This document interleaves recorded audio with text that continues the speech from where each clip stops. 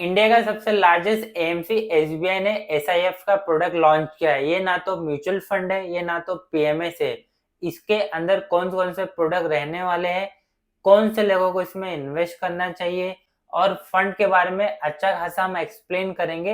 And तक जरूर देखना। सबसे पहले बेसिक समझ से, ये fund hybrid long short fund है। इसमें आपको इक्विटी, डेट, डेरिवेटिव तीनों मिलेगा। रफली 65% इक्विटी है, 25% डेट है एंड 10% रिट्स है। ये फंड का मेन ऑब्जेक्टिव है रिटर्न लेना भी है और जो रिस्क है वो कम रखना है। डेरिवेटिव इसके वॉलेटाइल को कंट्रोल रखेगा और रिटर्न भी बना के देगा। और ये कोई पार्टी फंड नहीं है, मतलब जैसा स्मॉल कैप आपको 30-40% रिटर्न दे दिया, तो ये वैसा नहीं होने वाला। अब सवाल आता है ये फंड काम कैसा करेगा। फंड मैनेजर इक्विटी जो इन्वेस्ट करता है लॉन्ग टर्म के लिए इन्वेस्ट करता है। डेरिवेटिव वो डाउन साइड प्रोटेक्ट करने के लिए होता है, जिसमें आपका पोजीशन हेज हो जाता है। और डेट प्रोडक्ट से आपको रेगुलर इनकम आता है। अब सवाल आता है कि ये हाइब्रिड फंड एसआईएफ का दूसरे म्यूचुअल फंड के हाइब्रिड फंड से अलग कैसा है। देखो, जो नॉर्मल म्यूचुअल फंड का हाइब्रिड फंड है, जब मार्केट गिरेगा तो मान लो 10% से गिरेगा, बट जो एसआईएफ का हाइब्रिड फंड है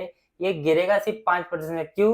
क्योंकि यहाँ पे फंड मैनेजर ने डेरिवेटिव का एक्सपोजर लिया है, क्योंकि डाउन साइड भी पैसा लगाया है मैनेजर ने, जिससे डाउन साइड मार्केट गिरेगा तो वहां पे भी पैसा बनेगा और फंड भी कम गिरेगा। मतलब जब मार्केट गिरेगा तो ये एसआईएफ का हाइब्रिड फंड एब्जॉर्ब करेगा, ना कि डाउन हो जाएगा पूरा। कौन से लोग इसमें इन्वेस्ट कर सकते हैं? इन्वेस्ट करने को तो सब लोग कर सकते हैं, but minimum ticket size 10 lakh है। मतलब अगर आपके पास ऑलरेडी इन्वेस्ट है 30 से 40 लाख, तब जाके आप 10 लाख का ये एसआईएफ प्रोडक्ट में इन्वेस्ट कर सकते हैं, क्योंकि इसमें रिस्क थोड़ा हाई रहता है। इसमें हमारा फायदा कैसा है? इसमें आपको 12.5 का ही टैक्स लगेगा। मान लो आप नॉर्मल बैंक में एफडी करोगे, अगर आप 20% का टैक्स ब्रैकेट में आते हो तो आपको 20% टैक्स देना पड़ेगा। बट यहाँ पे अगर वही पैसा इन्वेस्ट करोगे तो आपको रिटर्न भी ज्यादा आएगा और टैक्स लगेगा 12.5% का। कैसा लगा फंड के बारे में? लाइक करे, कमेंट करे। Thank you.